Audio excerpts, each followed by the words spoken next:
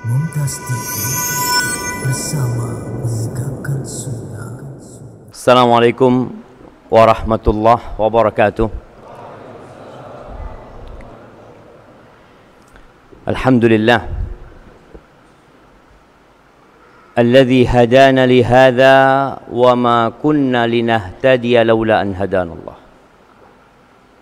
Segala puji bagi Allah Jalla Jalaluh yang telah memberikan hidayahnya kepada kita, yang kalau bukan karena hidayah yang Allah berikan, nggak mungkin kita bisa menikmatin agama Allah ini. Kita tidak akan nyaman meniti jalan kebenaran ini. Kita dapat menyaksikan orang-orang di luar sana yang benci sama Islam, dari kalangan umat Islam sendiri, sampai ada istilah Islamfobia. Maka hendaklah kita bersyukur kepada Allah atas nikmat hidayah yang Allah berikan. Kita bisa datang ke rumah Allah ini di saat hujan turun, di waktu yang membuat sebagian orang malas keluar rumah. Mungkin dia lebih mengutamakan duduk di rumah, minum teh sambil makan lempeng. Insyaallah zen itu jamaah. Tapi alhamdulillah Allah berikan hidayah kepada kita jamaah. Allah gerakkan hati kita sehingga kita dapat melangkahkan kaki ke rumah Allah ini, dan semoga Allah menetapkan kita di atas agamanya. Allahumma salli wa sallim ala abdika wa rasulika sayyidina wa maulana Muhammadin wa ala alihi wa ashabi ajma'in. Ya Allah, semoga salawat dan salam, berkah dan nikmat senantiasa Engkau curahkan untuk hamba kekasih-Mu, untuk baginda Nabi kita Muhammad alaihi salatu wassalam, untuk keluarga beliau, untuk istri-istri beliau, untuk putra-putri beliau, dan untuk seluruh sahabat Nabi. Semoga Allah meridai kita bersama mereka. Amma ba'd, sebelum kita mulai kajian, tadi kita mendengar dari pembawa acara kita, ada dua hal yang anak ingin kasih catatan. Yang pertama, bagaimana cara mempersingkat waktu. Anak kasih hadiah yang tahu. Tadi kan katanya, ya silahkan, dengan berilmu. Emangnya waktu bisa disingkat 24 jam jadi 23 jam gitu? Bukan menyingkat waktu, menambah waktu kalau gitu. Dengan berilmu umurnya semakin panjang. Nah, tidur tuh mempersingkat waktu ya. Dari 24 jam jadi 20 jam gitu. Jamaah nggak ada waktu bisa dipersingkat. Siapa yang iya? Nah, waktunya jadi singkat, terasa singkat, tapi nggak bisa disingkat waktu itu jamaah. Iya, anak kasih tahu Ustadz, nggak ada waktu itu bisa dipersingkat, nggak bisa.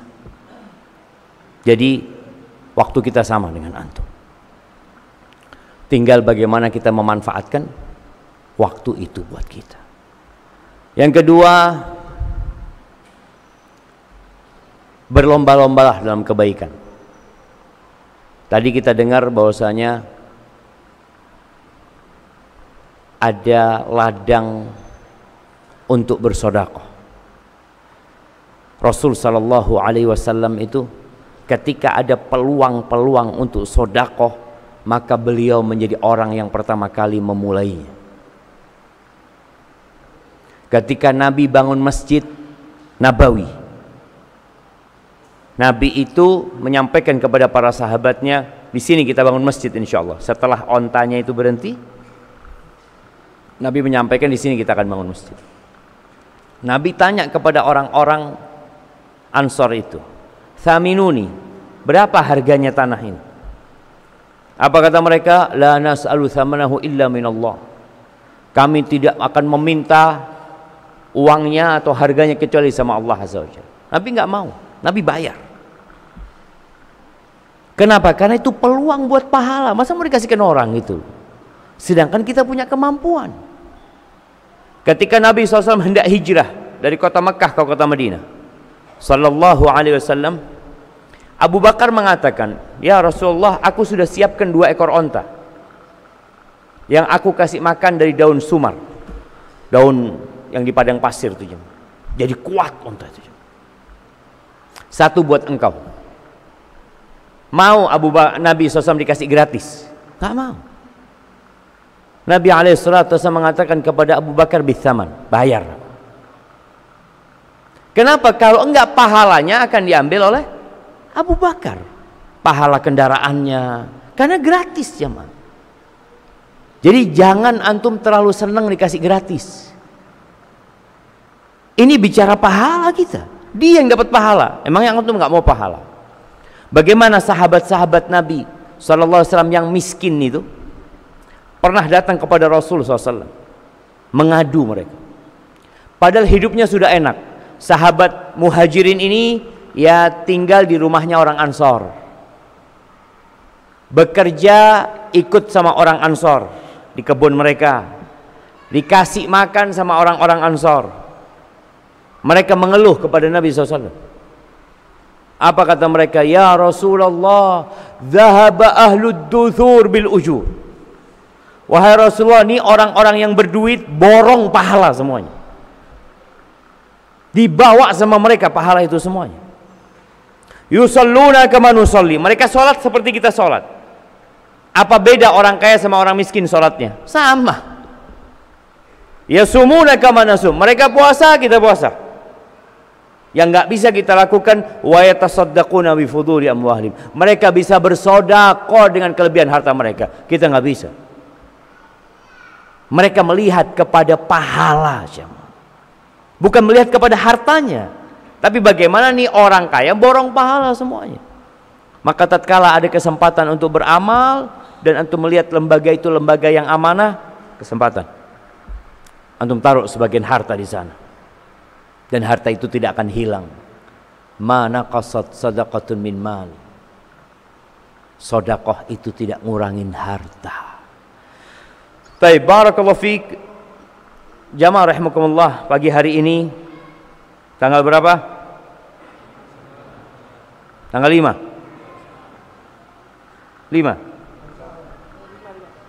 apa 6? 5 Sya'ban 1444 Hijriah. Kembali kita berjumpa.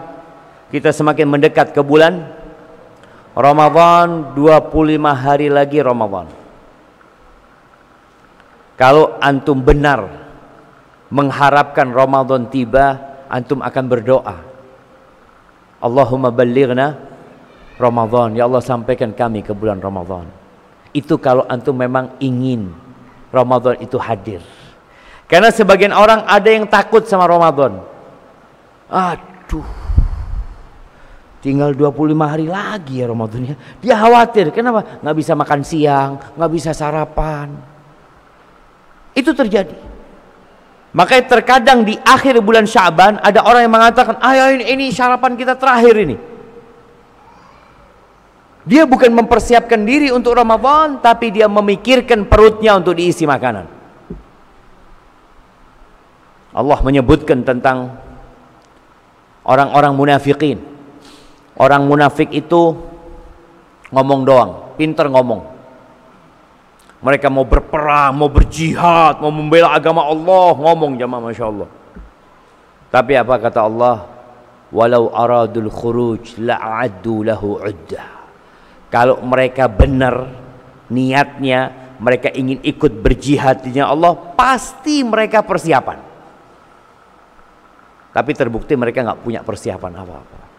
Kita kalau mau Ramadan, hendaklah mempersiapkan diri dengan memperbanyak puasa sunnah di bulan Sya'ban ini, dengan mulai membaca Al-Quranul Karim. Jamaah rahimakumullah,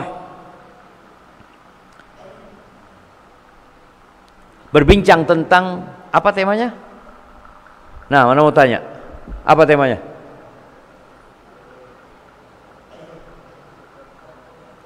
Masuk surga bersama keluarga. Telat antum. Itu tadi malam itu.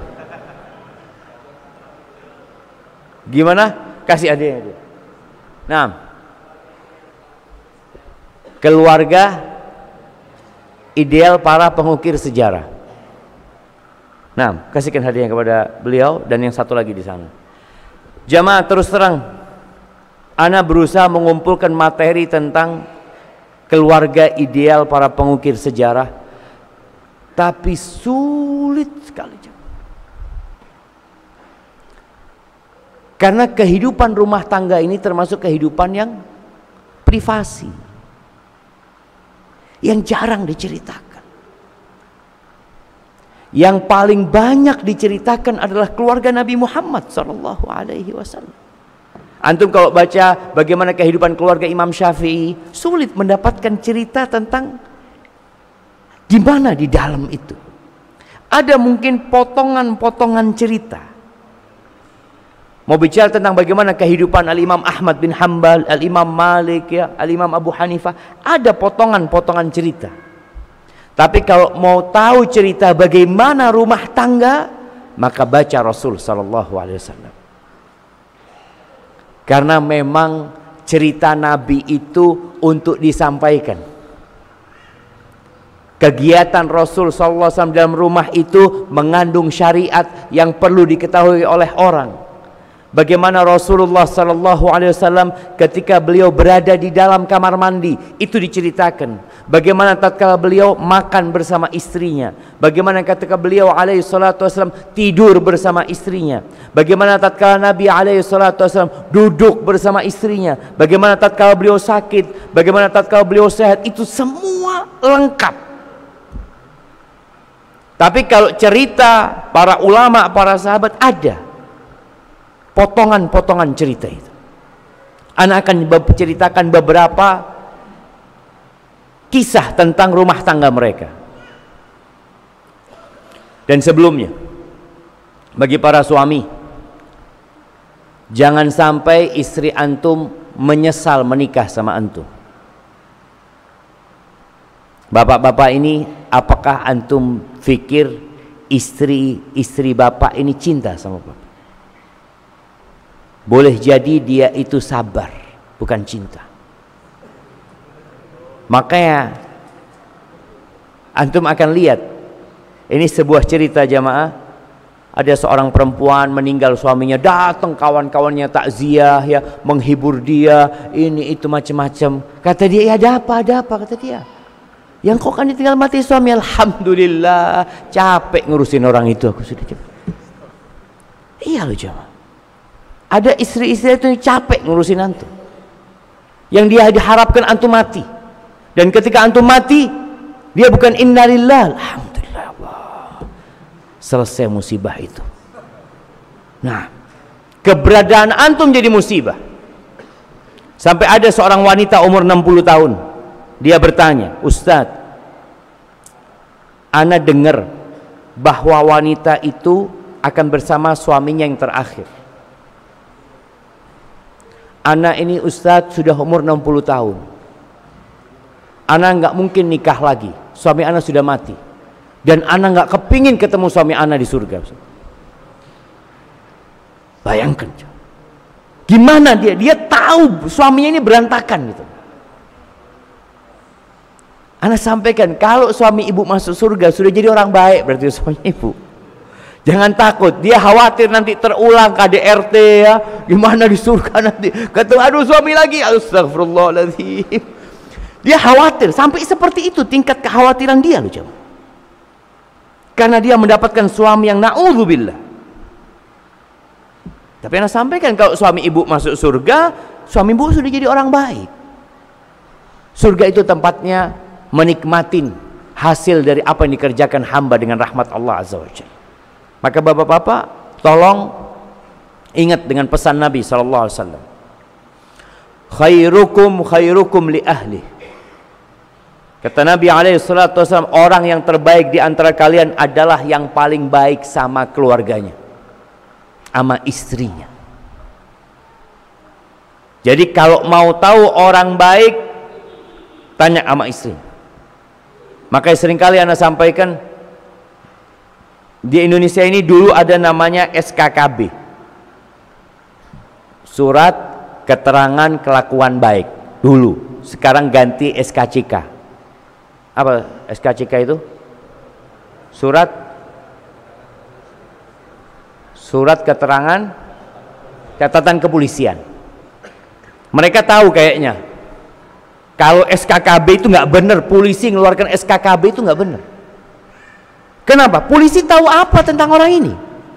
Baru pertama datang mengajukan, tidak ada catatan kriminal, dapat surat keterangan kelakuan baik. Padahal kelakuannya nggak benar dia.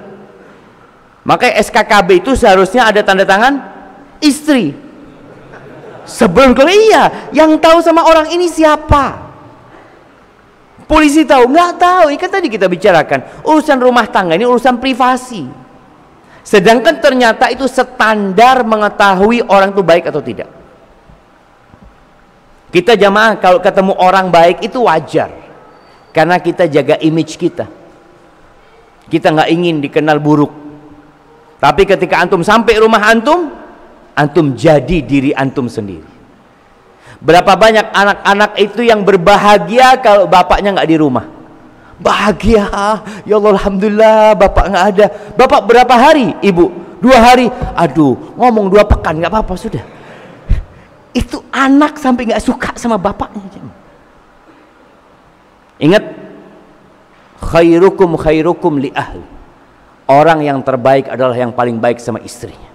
Wa ana khairukum li ahli. Dan aku, kata Nabi SAW, adalah orang yang paling baik sama keluargaku. Jadi silahkan yang ingin tahu rumah tangga Nabi SAW, korek sudah, cari tahu.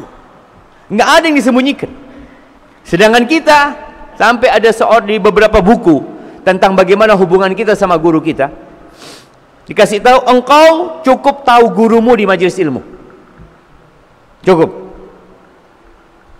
Karena khawatir kalau tahu tentang dia di rumah, nanti engkau malas belajar sama gurumu. Iya, sudahlah. Engkau doa sampai dikatakan Allah mustur uyuba ustadi, Allah tutup kekurangan ustadku supaya aku dapat manfaat dari ustadku itu. Adapun Nabi SAW, para sahabat datang ke rumah Aisyah, para tabi'in datang ke rumah Aisyah radhiyallahu taala anhu bertanya, kaifa kana khuluqu Rasulillah SAW. Mereka kepingin tahu. Kalau cerita di luar kelihatan, diriwayatkan oleh para sahabat, direkam oleh mereka dan disebarkan kepada generasi selanjutnya. Tapi di dalam rumah kita nggak tahu. Mereka kepingin tahu jemaah. Apa kata Aisyah radhiyallahu taala anha? Nah, siapa yang mau jawab? Barakallahu fikum, kirim hadiah ke sana. Akhlak Nabi itu Quran. Nggak perlu bikin kajian 1 jam 2 jam Aisyah, nggak perlu. Kana khuluquhu al-Quran. Sudah tuh baca Quran, itu Nabi SAW. Ada perintah untuk berbicara baik, beliau orang yang paling baik ucapan. Ada perintah untuk menahan emosi, beliau orang yang paling menahan emosinya. Itu dilakukan oleh Nabi SAW. Maka bapak-bapak, jangan sampai istri-istri antum kelak pada hari kiamat menggugat antum. Ya, di sini sekamar berdua, di sini satu meja makan berdua, tapi di hari kiamat boleh jadi istri antum akan berdiri menuntut antum di hadapan Allah Azza wa Jalla. Allah mengatakan wailul lil mutaffifin. Celaka buat orang-orang yang curang. Seperti apa orang yang curang itu?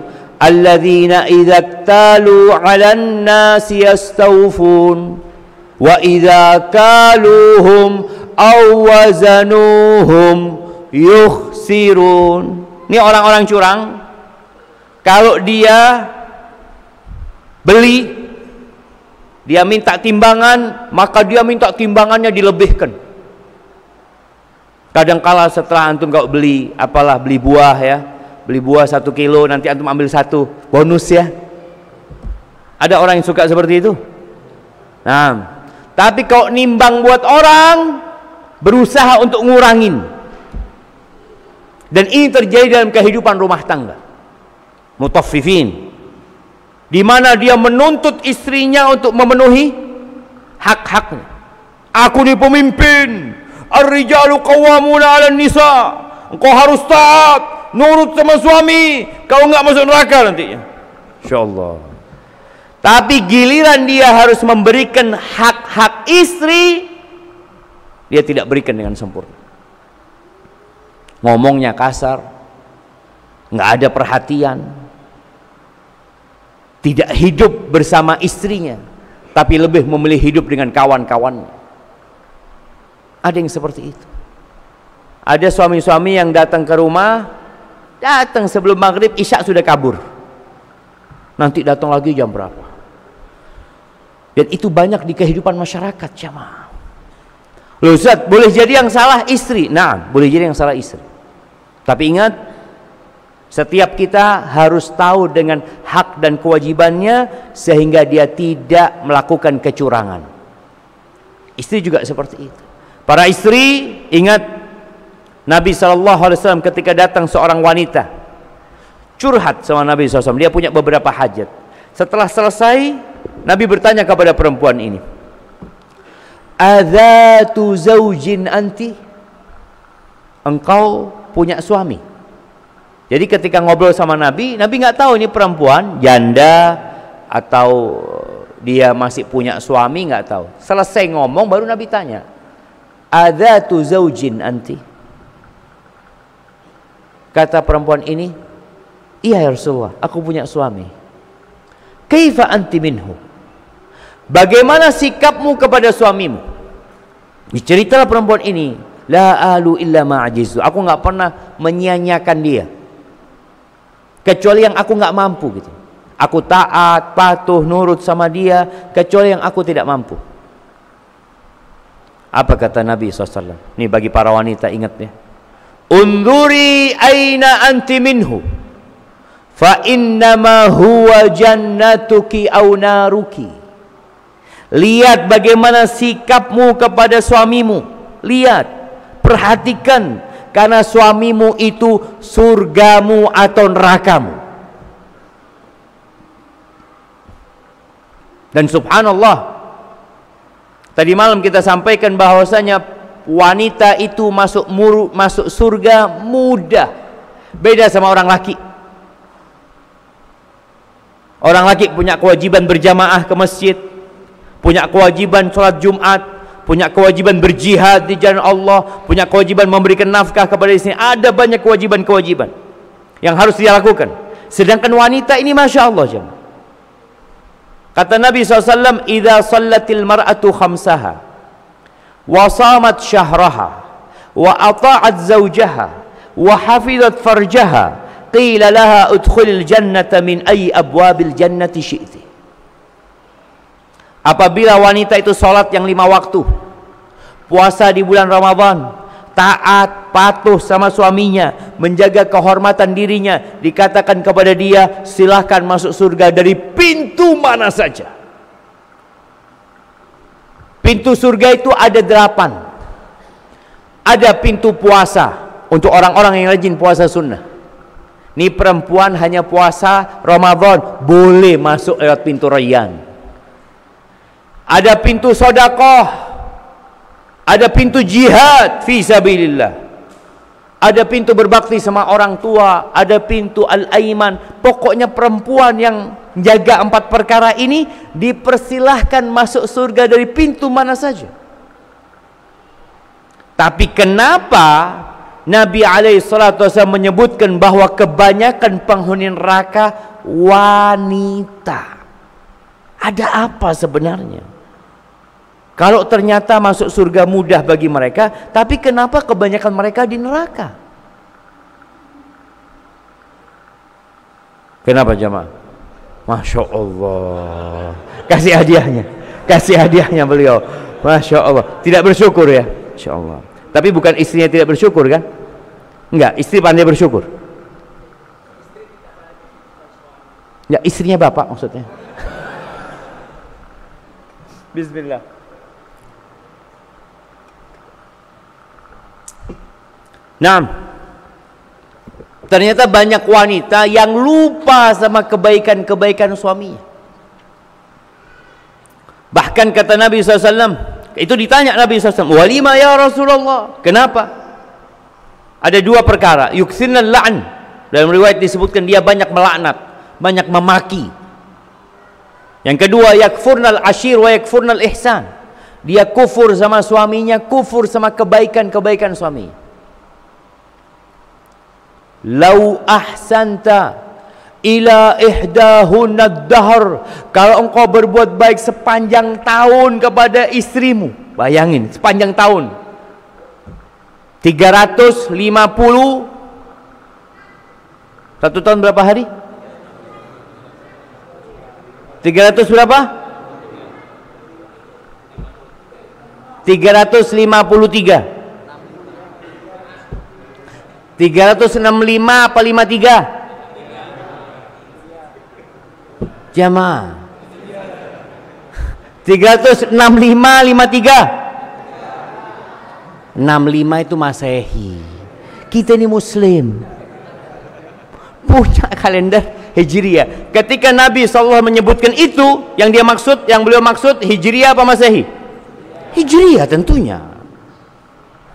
Kalau engkau berbuat baik kepada istrimu selama ad-dahr, hitungan 1 tahun tuh, 353 hari itu, bisa kurang bisa lebih, lalu perempuan itu mendapatkan engkau melakukan kesalahan. Kita semua berbuat salah, siapa yang gak pernah melakukan kesalahan? Kulluna. Yang jadi masalah nih perempuan, ketika melihat kita berbuat salah kepada dia, apa kata dia? Ma ra'aitu minka khairan qab, gak pernah aku melihat kebaikan dari dirimu, gak pernah. Allahu Akbar jemaah. Jadi suami ini kayak kerjanya tiap hari nyakitin hati istri, padahal sekali dia nyakitin hati istri. Betul bapak-bapak? Masya Allah. Ya, tanpa bapak-bapak membenarkan sabda Nabi SAW sudah pasti benar. Itu realitanya. Maka bagi para wanita, jadilah wanita yang terindah buat suaminya. Ketika Nabi SAW ditanya tentang khairun nisa, siapa wanita yang paling baik, beliau mengatakan yang pertama, idza nadharta ilaiha sarratka, kalau engkau memandang dia menyenangkan hatimu. Ini jamaah. Jadi para istri usahakan setiap dipandang sama suaminya menyenangkan hati. Bukan dia harus cantik, bukan dia harus cantik. Perempuan itu semua cantik, betul enggak? Apakah ada perempuan yang ganteng? Nggak ada. Semua perempuan cantik, tapi kecantikannya beda-beda. Ada yang cantik sekali, ada yang sangat cantik, ada yang cantik, ada yang hampir cantik, ada yang kurang cantik, ada yang pernah cantik. Tapi intinya perempuan itu cantik lah. Nah, bagaimana ini dia membuat suaminya senang kalau melihat? Para ulama menyebutkan boleh jadi karena dia pandai merias dirinya. Ketika suaminya datang, sebelum suaminya buka pintu, dia sudah bukakan pintu terlebih dahulu. Ngelihat wajah istrinya yang ceria, yang menyenangkan hati, dan ditanya suaminya. Ini banyak suami yang nggak suka pulang ke rumah karena kalau datang ke rumah ditanya apa? Dari mana? Dari mana bang? Dari mana? Ya, sudah tahu dari luar, dari tempat kerja. Perempuan ketika suaminya datang untuk tadi membuat suaminya senang melihat dia, jangan tanya dari mana, tapi tanya mau apa bang? Insya Allah. Kalau suaminya bingung, keluarkan menu makanan. Fadl bang. Masya Allah. Inilah yang menyebabkan kenapa banyak orang suka makan di warung. Pernah di warung antum ditanya dari mana? Pernah duduk di bawah makan, dari mana bapak? Nggak ada. Ditanya apa? Mau apa bapak? Masya Allah. Setelah ngomong ya, mau ini, tanya lagi, ada yang lainnya? Masya Allah. Ya ma, itu kita jadi kepingin ke warung lagi jemaah. Tapi kalau di rumah, antum ditanya dari mana? Dari ini. Ngapain? Sama siapa? Ngomong apa aja? Allahu Akbar. Lupa gak bawa kameramen tadi? Seharusnya bawa kameramen, semua disetel. Maka bagi para wanita, ingat, wanita yang paling baik yang kalau dipandang menyenangkan hati. Itu, dia pandai berias. Dan terus terang jamaah, hal ini masih banyak kurang dari wanita-wanita yang sudah ngaji pun, yang sudah belajar agama. Banyak suami kalau ngelihat istrinya cantik akan bertanya apa? Gimana kalau antum ngelihat istri antum cantik nih? Pertanyaannya, mau kemana? Karena tahu dia cantik bukan buat suaminya. Itu terjadi jamaah. Orang-orang kalau sedang ada acara ini itu sampai ke salon, buat suami nggak pernah ke salon. Maka sekarang dirubah, ngomong sama suami, aku mau ke salon bang. Lo ada acara apa? Ada acara deh. Acara buat suaminya. Dan sebagian perempuan itu masya Allah jemaah, ketika dia berias, wajahnya jadi berubah menjadi wanita lain jemaah, cantik sekali. Dan pernah ada kejadian, anak diceritakan sohib di Surabaya. Ini ada kawan pulang kerja sore, jalan kaki dia menuju rumahnya.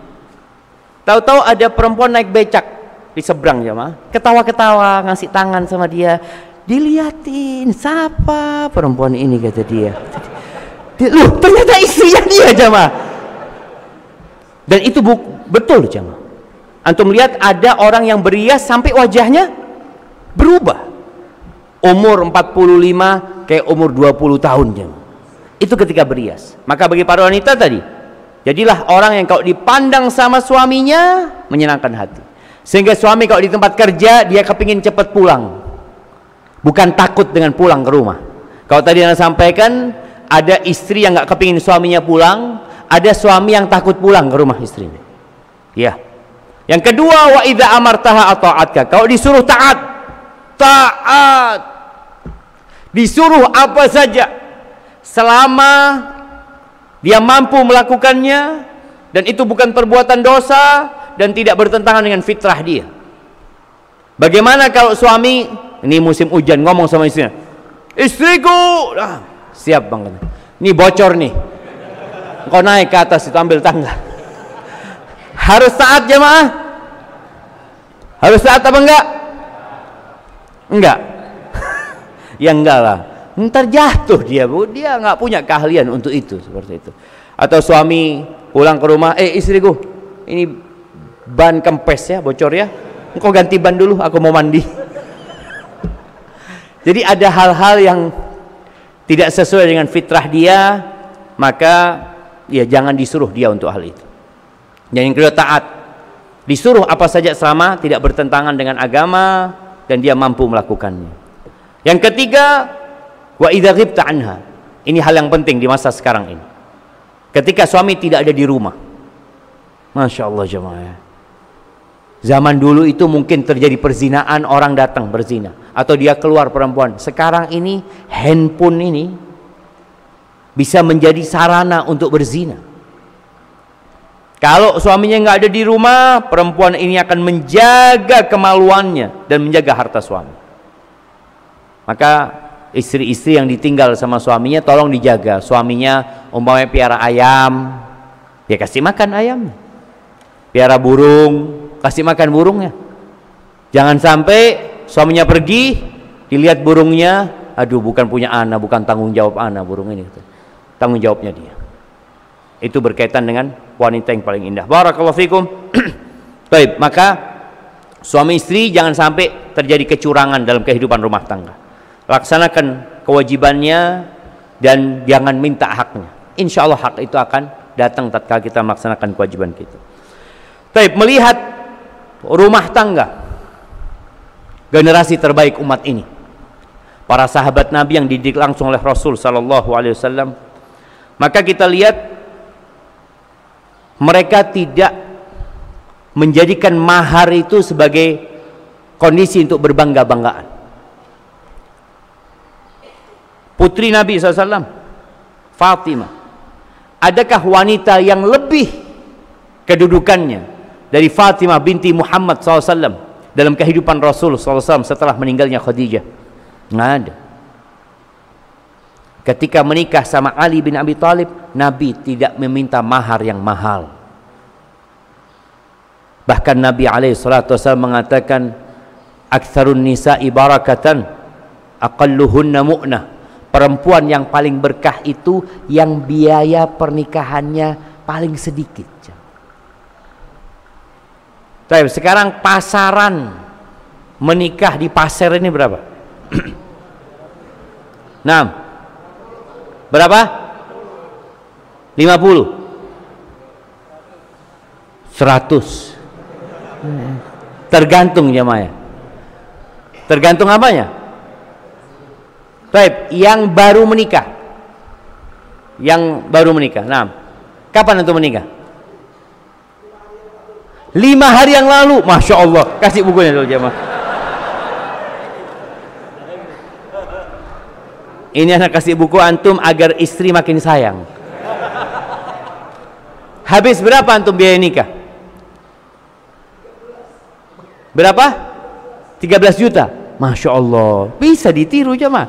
Antum punya 25 bisa 2. 13 juta. Masya Allah jemaah. Ini yang murah. Ada yang lebih mahal? Antum baru nikah juga. Lebih murah lagi. Masya Allah. Berapa antum menikah? 225.000. Itu yang disebutkan. Yang diantarkan. Buat walimah, buat apa semuanya. Itu nggak pakai walimah. Wah enak nggak pakai sunnah walimahnya. Kasih aja. Bisa dapat banyak itu jemaah.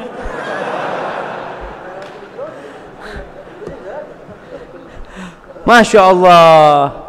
Iya, tadi Nabi SAW menikahkan putrinya dengan mahar yang tidak mahal. Yang kedua, kehidupan rumah tangga Fatimah ini ya sama dengan rumah tangga yang lain. Ada kewajiban seorang istri melayani suaminya. Fatimah masak buat suaminya. Sampai Fatimah itu tangannya kasar. Dan tangan perempuan yang kasar itu pertanda dia suka bekerja. Ali bin Abi Thalib sebagai seorang suami kesian sama istrinya. Tapi apa daya, dia miskin. Dia nggak punya uang yang cukup untuk gaji orang menjadi pembantu atau untuk membeli budak pada masa itu, nggak ada. Sehingga Ali bin Abi Thalib ngomong sama istrinya, mungkin engkau bisa sampaikan ke bapakmu untuk minta pembantu. Dengarlah Fatimah radhiyallahu ta'ala anha bahwa ada tawanan-tawanan perang. Maka Fatimah datang ke rumahnya Nabi SAW, ke rumahnya Aisyah.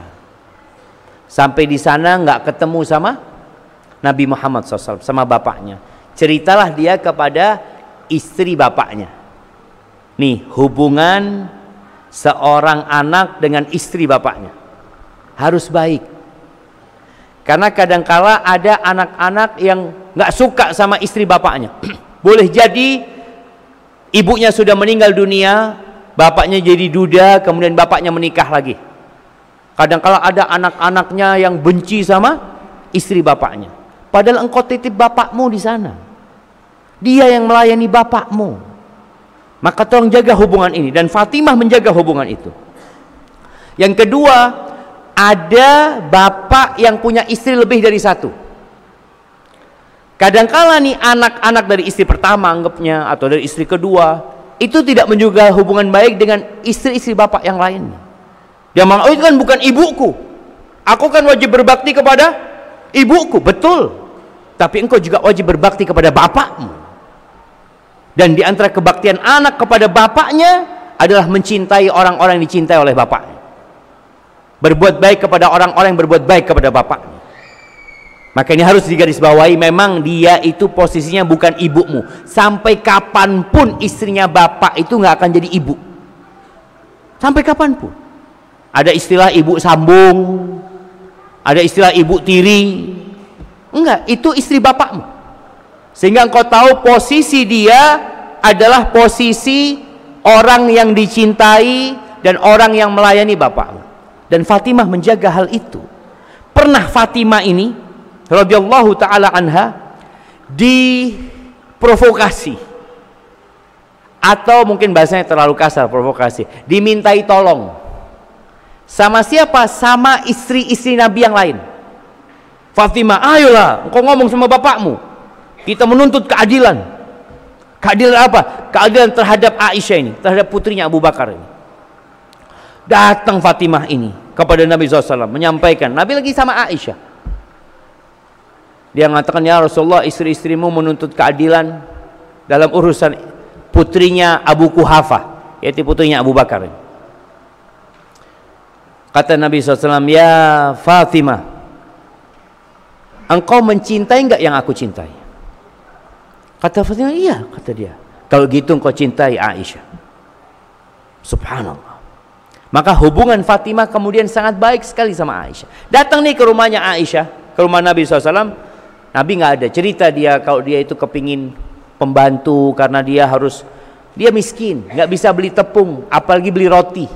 Yang bisa dibeli ali gandum, lalu ditumbuk sendiri sampai halus, jadi tepung baru dibikin roti. Seperti itu, jadi kasar tangannya Fatimah. Kata Aisyah radhiyallahu taala, nah ya nanti kalau bapakmu datang aku sampaikan. Pulanglah Fatimah. Habis sholat Isya Nabi pulang. Sampai rumah Aisyah cerita radhiyallahu taala anha, tadi putrimu datang ke sini. Diceritakan apa keperluannya. Akhirnya Nabi nggak jadi masuk rumah. Ya udah kalau gitu aku ke rumahnya Fatimah dulu. Kita lihat ya bagaimana sosok mertua bersama putrinya, bersama menantunya.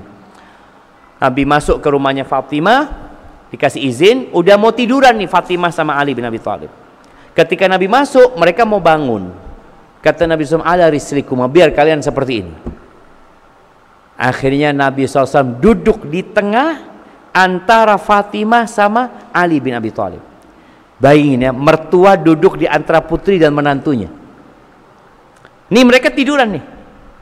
Nabi SAW duduk bersila sampai kata Ali bin Abi Thalib, hatta wajadtu barda qadamaihi fi sadri. Aku mendapatkan dinginnya, sejuknya telapak kaki Nabi itu di dadaku.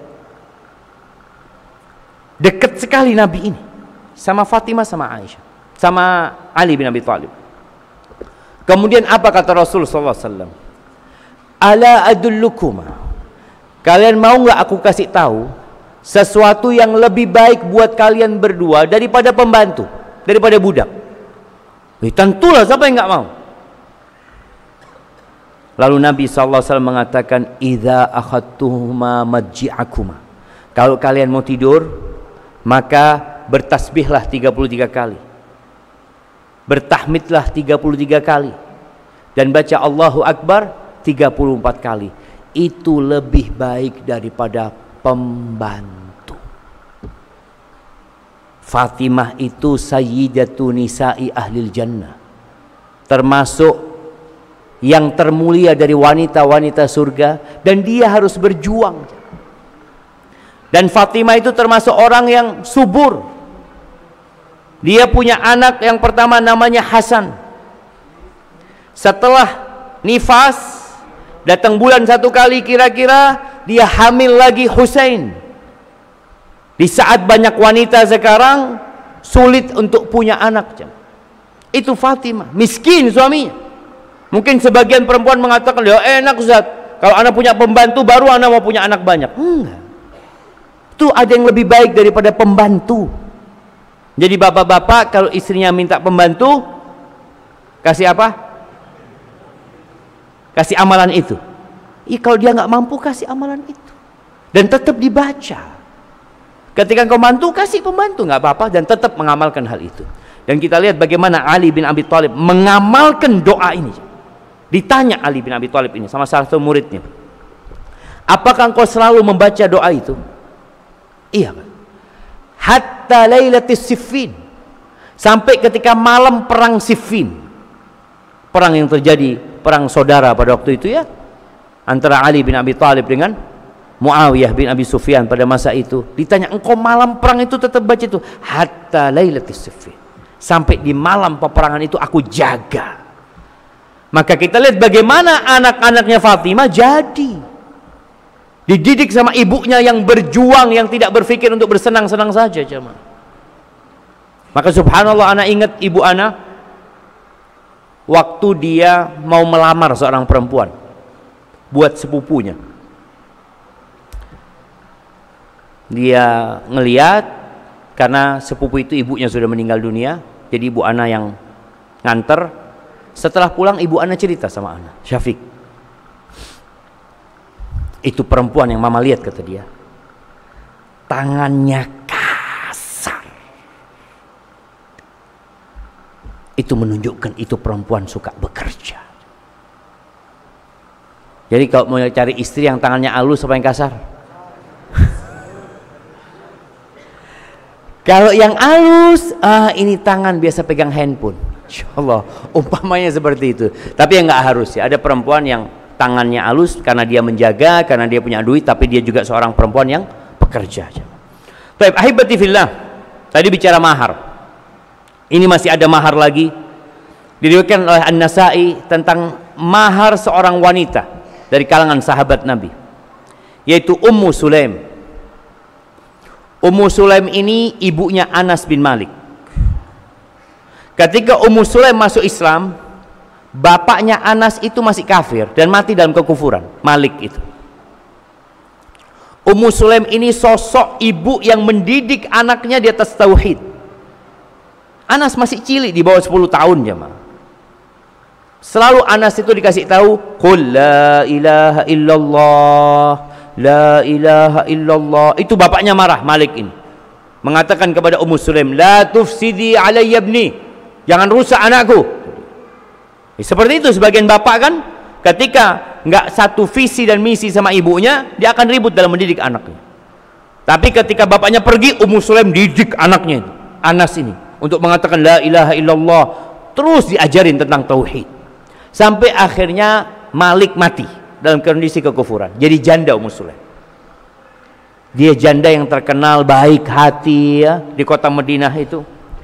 Dilamarlah oleh Abu Talha. Dulu dia dalam kekufuran ketika menikah sama Malik, belum ngerti. Sekarang dia sudah muslimah, dan yang melamar ini orang kafir, orang musyrik.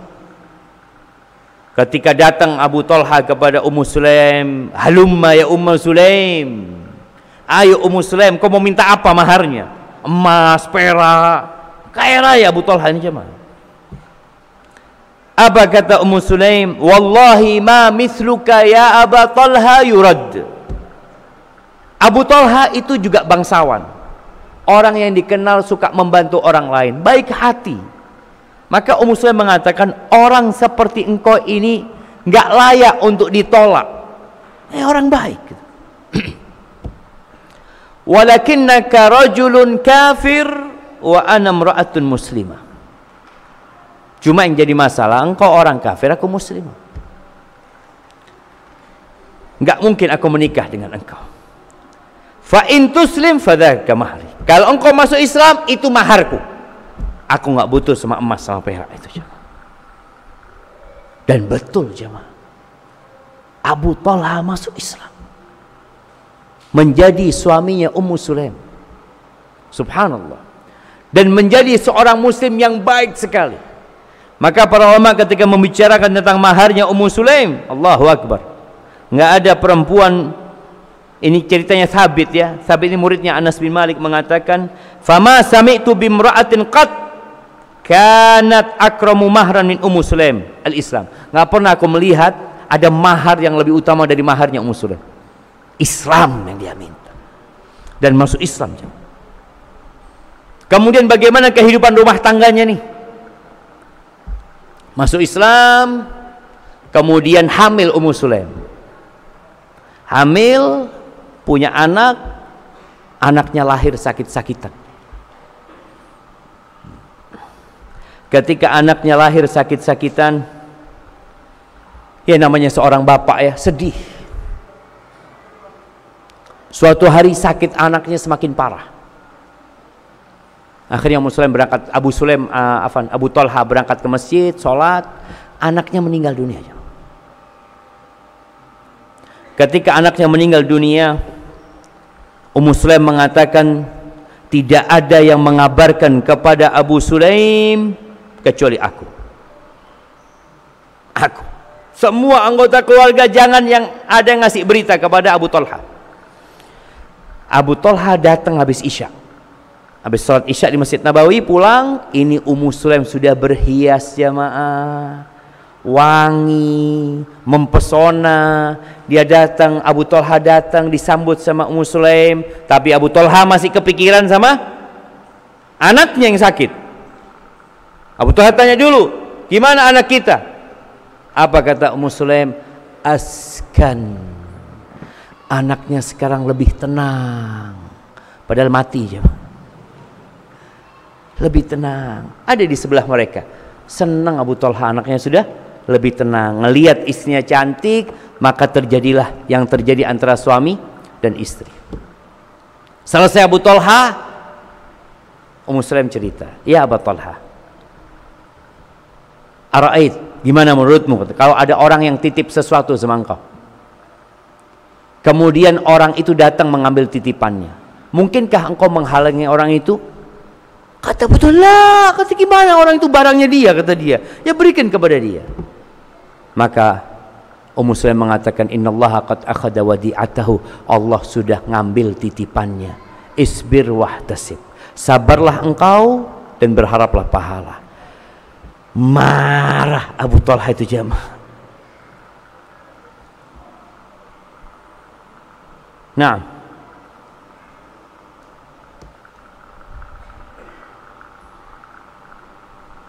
ada jamuan. Buat siapa? Buat ustadznya? Buat jamaah? Buat anak. Anak udah makan jamaah. Masya Allah. Anak izin minum dulu jamaah.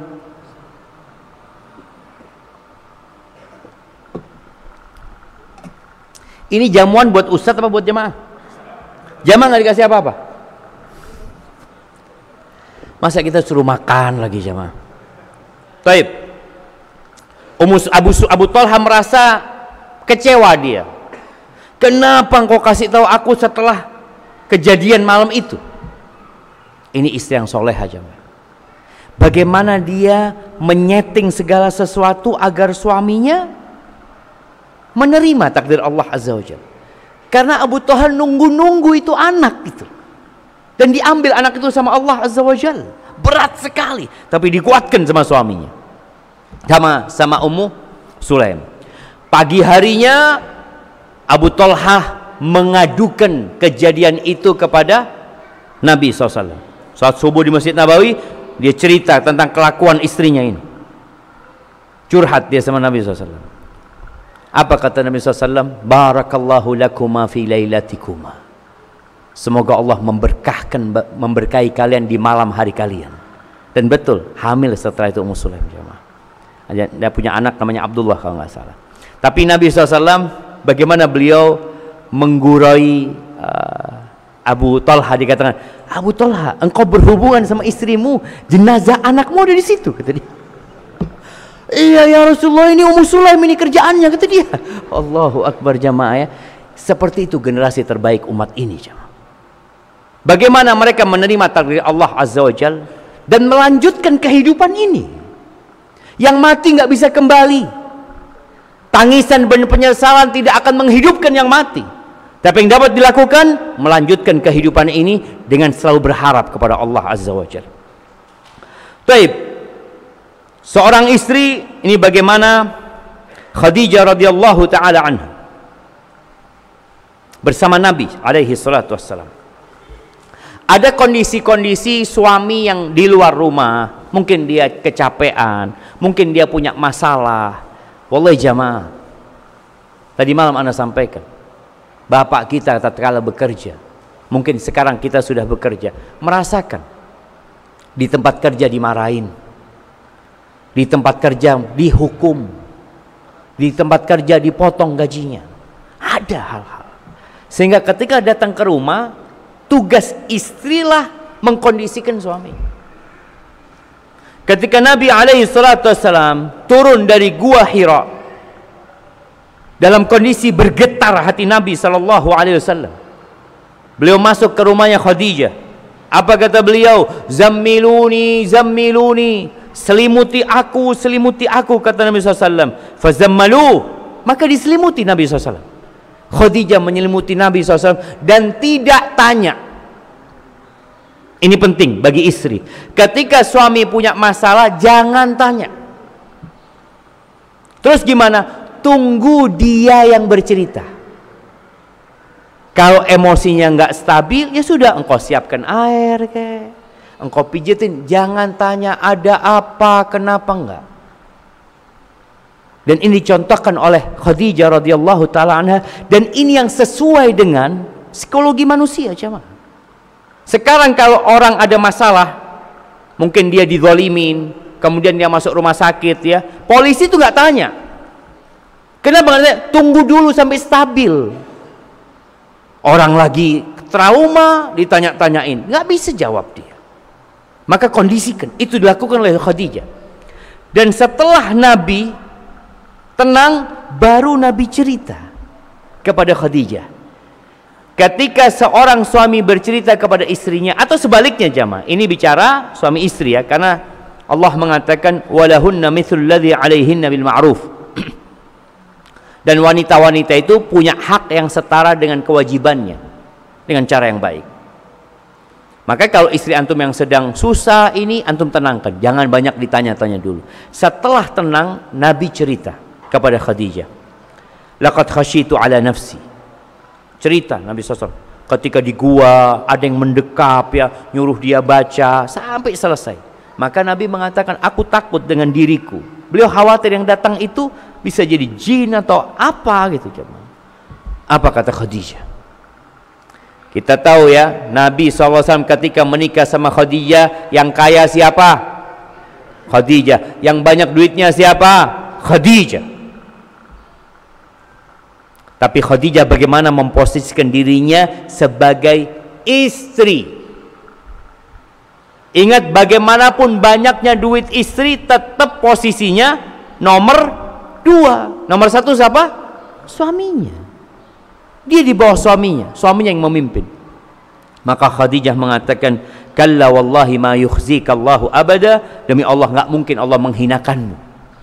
Nggak mungkin Allah menghinakan. Nggak mungkin yang datang itu jin kepadamu. Karena jin itu datangnya kepada siapa? Dukun. Kepada orang-orang yang nggak benar. Penyihir-penyihir, dukun, paranormal, jin datang kepada mereka. Engkau nggak seperti itu. Apa kata Khadijah? Menyebutkan satu persatu kelebihan suaminya. Dia mengatakan, innaka la tasilur rahim. Engkau adalah orang yang pandai menyambung rahim. Wa tahmilul kal. Engkau membawa beban orang. Wa taksibul ma'dum. Engkau memberikan usaha kepada orang yang nggak punya usaha. Engkau membantu orang yang nggak mampu. Wa tuqrid dhaif. Dan engkau orang yang memuliakan tamu. Wa tu'inu ala nawaibil haq. Dan engkau orang yang suka menegakkan kebenaran. Ada Khadijah menyebut dirinya? Nggak ada. Ini istri yang soleha. Yang dia ucapkan, kamu orang baik. Engkau orang baik. Sedangkan kebanyakan wanita melihat suaminya buruk. Khadijah melihat kepada semua kebaikan suaminya radhiyallahu taala anha. Baik jemaah, masih panjang tapi anak ingin menjawab beberapa pertanyaan yang sudah masuk khususnya dari kemarin. Itu mungkin beberapa yang bisa jadi bahan buat kita agar kita bisa menjadi lebih baik dalam berumah tangga. Izin bertanya, apakah boleh memperkenalkan suami ke akhwat lain? Insyaallah jemaah. Banyak orang soleha di pasir ini jemaah. Insyaallah. Akhwat tersebut ingin ana jadikan istri kedua untuk suami. Suaminya termasuk orang yang mampu apa tidak? Karena ada laki-laki yang tidak bisa memanage konflik. Ada nggak bisa? Ada laki-laki yang siap. Di dalam kehidupan inilah ada orang ribut, dia biasa menengahi. Kelihatan orang ini insya Allah dolimin diri antum sendiri kelak pada hari kiamat. dan di dunia ini antum mendolimin istri-istri antum. Maka nggak apa-apa apabila akhwat itu melihat istrinya suaminya mampu insya Allah, dan semoga diberkahin, dan semoga niat baiknya itu dijaga sama Allah.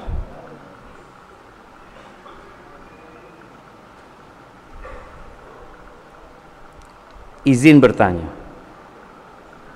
ana adalah seorang penuntut ilmu yang jauh dari orang tua. Sedangkan sebagai anak kita berkewajiban untuk berbakti kepada orang tua. Bagaimana dengan seorang penuntut ilmu yang jarang pulang ke rumah dan berbakti kepada orang tua? Apakah termasuk anak ini tidak menjalankan kewajibannya? Yang pertama, seorang anak yang hendak meninggalkan orang tuanya harus izin. Baik dalam rangka menuntut ilmu, baik dalam rangka mencari nafkah, baik dalam rangka berjihad di jalan Allah Azza wa Jalla. Dia punya kewajiban, dan kewajiban berbakti lebih diutamakan. Apabila jihad fisabilillah saja, orang itu harus izin. Di masa Nabi SAW ada yang datang kepada Nabi SAW mengatakan, aku ingin berjihad di jalanmu, aku ingin baiat untuk hijrah juga. Ditanya, orang tuamu masih hidup? Iya ya Rasulullah, aku tinggalkan mereka menangis. Engkau pulang bikin mereka tertawa, kata Nabi SAW. Jadi untuk jihad yang sunnah, menuntut ilmu yang sunnah, itu lebih utama kita berbakti kepada orang tua. Maka kalau mereka tidak mengizinkan, antum jangan meninggalkan kampung antum. Tapi kalau mereka mengizinkan, selesai. Jadilah antum orang yang berbakti di sini umpamanya, dengan senantiasa mendoakan orang tua, menjaga amanah orang tua, ingin menuntut ilmu, belajar untuk membahagiakan orang tua, ingin memberikan mahkota untuk orang tuanya kelak pada hari kiamat. Jadi niat-niat itu insya Allah akan membuat antum lebih berbakti daripada antum berada sama orang tua tapi antum tidak memberikan apapun. Barakallahu fikum.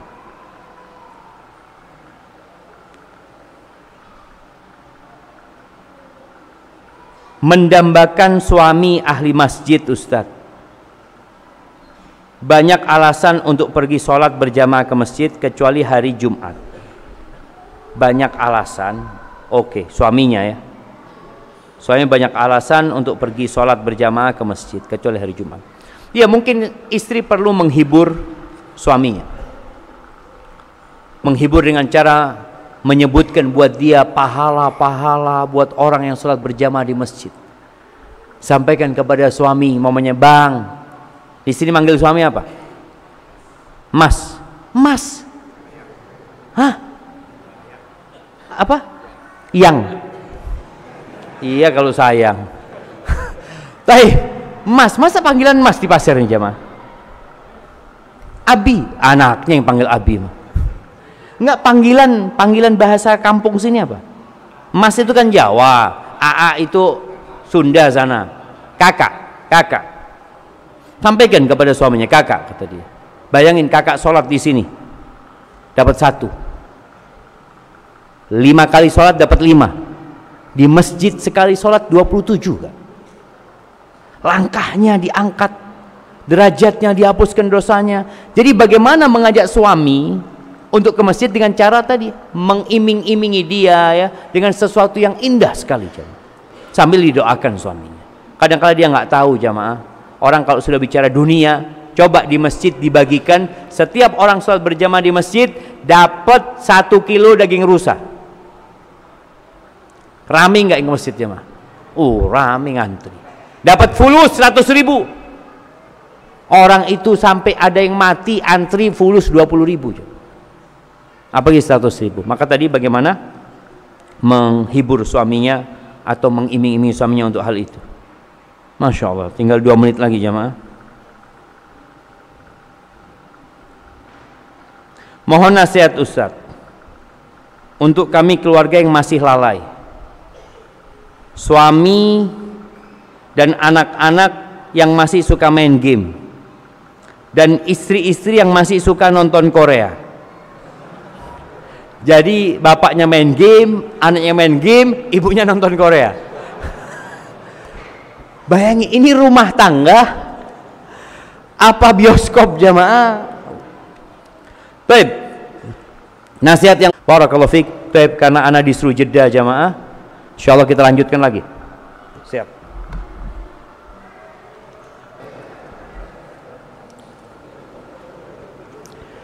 Alhamdulillah. Wassalatu wassalamu ala Rasulillah ma ba'd. Nah, jamaah, afan banget ana ninggalkan antum untuk makan cimpedak ternyata jamaah. Ya. Apa nama yang dimakan tadi? Ciwada.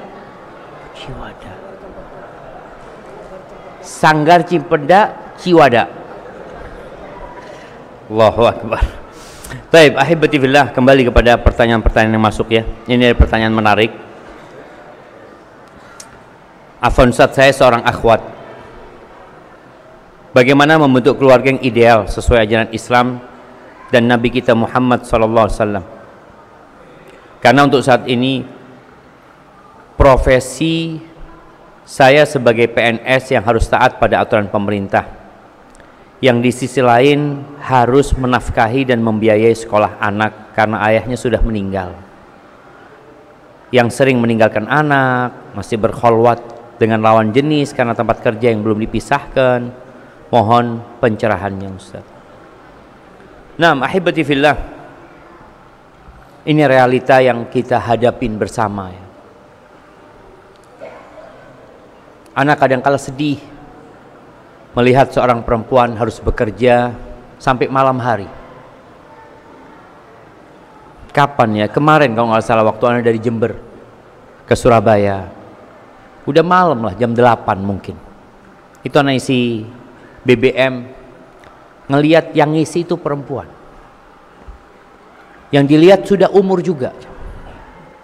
Anak kebayang, ya Allah ya. Dalam bayangan anak, imma dia memang nggak punya suami yang bertanggung jawab, atau suaminya sudah meninggal dunia, atau ada wanita-wanita yang mungkin ambisi ya untuk bekerja. Maka ini tugas kita untuk memberikan arahan kepada keluarga kita bahwa kewajiban memberikan nafkah sebenarnya kewajiban suami. Para orang tua ketika mendidik anaknya, khususnya anak perempuan, didik anak itu untuk menjadi orang yang bermanfaat, untuk menjadi ibu, untuk menjadi istri yang soleha. Bukan orang tua mendidik anak perempuannya untuk mencari nafkah. Karena ada sebagian orang tua yang menyekolahkan anaknya tujuannya supaya anaknya bisa cari duit. Bahkan sampai dikatakan, engkau nanti enak kalau bercerai sama suamimu, engkau sudah punya penghasilan sendiri. Ini belum nikah sudah dipersiapkan untuk bercerai sama suami. Ada kekhawatiran-kekhawatiran seperti itu. Perempuan bukan tidak boleh bekerja, jemaah. Perempuan wajib bekerja. Karena kalau wanita tidak bekerja di negeri kita ini, tutup negara kita. Cuma pekerjaan wanita yang sesuai dengan tugasnya dia, bukan untuk mencari uang dia. Tapi ketika dia mau bekerja dengan pekerjaan yang halal, tafadhol, selama dia tidak menelantarkan kewajibannya. Kayak ini umpamanya dia akhirnya sering meninggalkan anaknya. Terus anaknya siapa yang mendidik? Kadang-kadang dititipkan. Apakah dia akan mendapatkan pendidikan yang baik atau tidak? Maka ini harus dipikirkan oleh orang tuanya, oleh ibunya. Kalau bicara pekerjaan, yang mungkin dia bisa cari pekerjaan yang lebih bagus ya. Kalau memang harus membiayai anak-anaknya, yang tidak melantarkan anak-anaknya, mungkin dia bisa jadi pengusaha nantinya. Dia harus berpikir gitu loh. Tidak kemudian ya anak kerjanya di sini, Allah bisa bukakan pintu rezeki di tempat lainnya. Dengan niatan tadi anak ingin minta sama Allah supaya dikasih pekerjaan yang tidak menelantarkan anak-anak dan jauh dari hal-hal yang kemungkinan mengantarkan kepada kemaksiatan. Barakallahu fikum.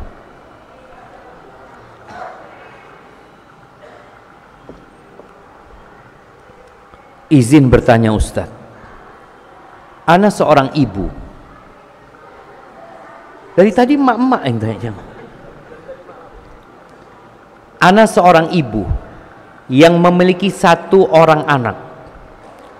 Apakah saya egois jika tidak mengizinkan suami ana untuk menikah lagi, untuk menambah keturunan? sejatinya laki-laki menikah lagi itu nggak perlu izin dari istri.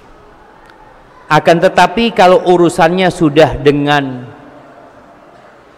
catatan sipil, catatan pernikahan, mau tidak mau harus ada izin istri. Maka ketika engkau mengikhlaskan suaminya untuk menikah lagi dalam rangka memperbanyak umat Nabi Muhammad SAW, niatnya benar, maka insya Allah Allah akan gantikan buat anti pahala yang terbaik buat anti. Bagaimana ceritanya Sarah, Nabi Ibrahim alaihissalam itu cinta sama istrinya Sarah, dan beliau benar-benar menghargai perjuangannya Sarah. Nabi Ibrahim bisa menikah, tapi beliau tidak menikah sampai umur 85 tahun. Akhirnya Sarah menghadiahkan budaknya kepada Nabi Ibrahim, menghadiahkan Hajar. Kemudian Nabi Ibrahim punya anak Ismail. Dan ini sebuah kebesaran hati seorang wanita ya. Memang berat, tapi ketika engkau niat hidup ini untuk beribadah kepada Allah Azza wa Jal, dengan mungkin engkau tadi membuat suamimu memiliki anak yang banyak, dan semoga semua anak yang dilahirkan dari rahim wanita itu engkau akan mendapatkan pahala karena ada peran baikmu di situ. Barakallahu fikum. Saya ingin minta pendapat Ustadz, di antara belajar, bekerja, atau menikah, mana yang lebih baik? Semuanya. Antum tetap belajar, antum bekerja, dan antum menikah. Ini nggak bertentangan, jemaah. Kita ini memiliki sistem pendidikan, bukan kita ya, dunia sebenarnya, yang mungkin sebagian orang berpandangan semakin baik. Mungkin ada baik di satu sisi, ada kekurangan di sisi lain. Dulu orang-orang lulus SD itu udah bekerja. Antum kalau lihat dulu ya, PNS itu kadang-kadang lulus SD di masa dulu. Lulus SD sudah bisa bekerja, jadi pengusaha, jadi bos.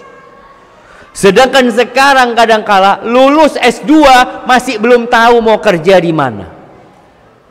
Lulus S1 nggak tahu mau kerja di mana dia. Karena sebagian orang berpikir bekerja itu bawa ijazah. Pokoknya engkau punya ijazah S1, oh banyak pekerjaan, tutup sudah tempat-tempat kerja itu. Dan ketahuilah rizki itu Allah yang ngasih, dan rizki itu tidak ikut ijazah, nggak ikut ijazah. Kalau rizki itu ikut ijazah, pasti orang paling kaya di Indonesia ini profesor. Tapi kita lihat profesor kadangkala bekerja dengan yang lulusan SD. Yang lulusan SD punya usaha, punya ini, punya itu, bangun sekolahan dia. Maka nasihat ana, ketika antum umurnya masih umur yang belajar, ya silahkan antum belajar, nggak apa-apa. Tapi kalau antum melihat memang fitnah yang ada begitu besarnya, antum bisa menggabungkan antara menikah dengan belajar. Apakah anak kuliah itu nggak boleh nikah, jemaah? Iya, ada aturannya? Nggak ada kan? Nggak ada aturannya. Artinya antum boleh menikah, antum punya istri, dan antum terus belajar. Ana ingat punya dosen di Medina ya, dia seorang profesor. Dia cerita sama kita di kelas. Dulu Syafiq, kata dia, sama teman-teman juga cerita. Ana itu dinikahkan sama paman ana karena bapaknya meninggal dunia. Ana dinikahkan sama paman ana itu ketika kelas 2 SMA. Jamaah. Dan jadi profesor. Karena nggak bertentangan apabila anak itu sudah diajarin. Sekarang di Indonesia ini, di beberapa kota itu ada masalah pernikahan dini. Bahkan di Jawa Timur itu kalau nggak salah ada hampir 600-an anak yang mengajukan dispensasi untuk menikah di bawah umur. Di bawah umur, maksudnya umur yang ditentukan oleh pemerintah. Dan rata-rata mereka sudah hamil terlebih dahulu, mereka sudah berzina. Artinya mereka memang orang-orang yang tidak pernah berpikir untuk menikah, yang ada dalam benak mereka berzina. Ketika sudah hamil, bingung dia. Namun apabila seorang memang mempersiapkan diri, dia mau menikah, dia belajar, dia bekerja, dan dia punya tanggung jawab, silakan menikah. Barakallahu fikum. Izin bertanya, jika ada seorang yang melakukan dosa seperti ana, yaitu pacaran dan lain-lainnya, lalu dia bertobat, akan tetapi dia mengulangi lagi, dan begitu seterusnya, hingga ia bertaubat dengan taubat nasuha, akan tetapi bayangan dosa-dosa masa lalu sering menghantuinya. Bagaimana mengatasinya dan mohon penjelasannya.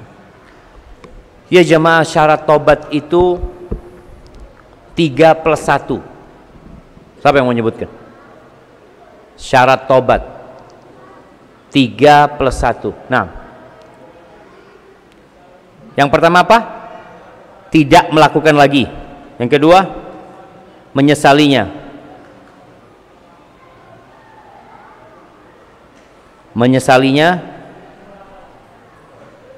Yang pertama, tidak melakukan lagi. Yang kedua, menyesalinya. Yang ketiga, tidak ngulangin. Terus plus satu lagi. Nah, kasih hadiahnya. Nah, siapa yang mau jawab? 3+1. Nah, oh, itu angkat tangan dulu kayaknya. Nggak apa-apa. Nah, fadhal. Yang pertama, melepas diri. Berlepas diri dari apa? Dari dosa. Oke, berlepas diri dari dosa. Yang kedua, apa bedanya berlepas diri dengan meninggalkan dosa? Sama? Sama aja. Oke, meninggalkan dosa kalau gitu. Yang kedua, menyesali. Yang ketiga, bertekad kuat untuk tidak ngulangin. Baik.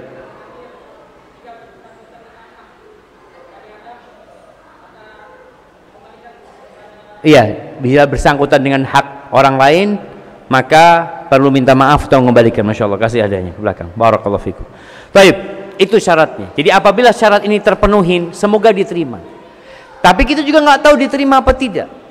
Karena terkadang ada syarat yang tidak terpenuhi, tapi kita tidak sadar, jangan. Kita seakan-akan sudah bertobat, tapi dalam pikiran kita kepingin kita ngulangin. Maka tatkala bayangan dosa-dosa masa lalu itu datang, istighfar lagi, mohon ampun lagi sama Allah, terus memperbanyak amal soleh.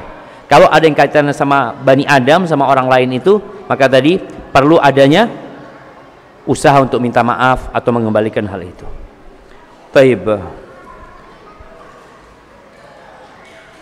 Nah, ini kayaknya pertanyaan terakhir jemaah, karena udah jam 9.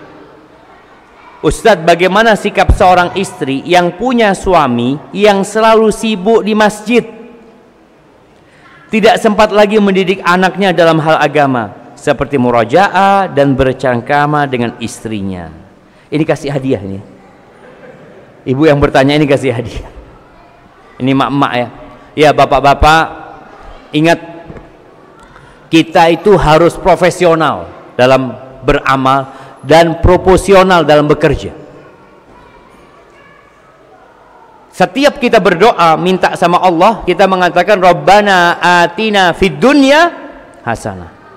Kenapa yang dimulai dunia? Kita masih hidup di dunia, kita ingin kebahagiaan di dunia.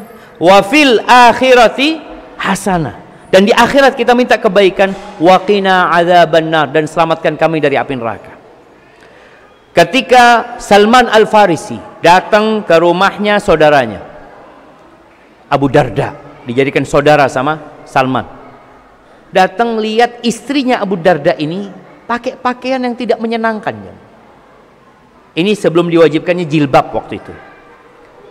Jadi nampaklah perempuan mungkin pakai dasar yang bajunya jelek, ya nggak berias wala apa. Maka heran Salman ini mengatakan kepada Ummu Darda ini, ya Ummu Darda, mali araka mutabadzila.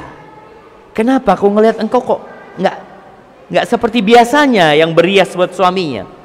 Lalu Ummu Darda mengatakan, inna akhaka Abu Darda, Abu Darda sudah nggak kepingin dunia lagi. Sudah ibadah terus. Taib, dunia ini jadikan ibadah. Ketika datang Abu Darda, bikinkan makanan buat Salman Al-Farisi, lalu Abu Darda mengatakan, fadhal makan engkau, aku puasa. Kata Salman, aku nggak akan makan sampai engkau makan. Aku puasa, iya engkau makan. Akhirnya Salman makan bersama Abu Darda. Sudah makan. Malam hari, baru Isya, selesai Isya ini, Abu Darda sudah mau sholat malam aja.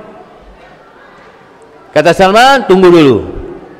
Mau bangun lagi, tunggu dulu. Sampai sepertiga malam akhir, baru dibangunkan Abu Darda. Ayo bangun, sekarang waktunya sholat. Selesai sholat, Salman Al-Farisi menjelaskan kepada Abu Darda, ya Abu Darda, inna li nafsika alaika haqqa. Jiwamu itu punya hak, matamu punya hak, tamumu punya hak, istrimu juga punya hak. Fa'ati kulladzi haqqin haqqah. Maka berikan hak itu kepada yang memilikinya. Proporsional orang muslim itu.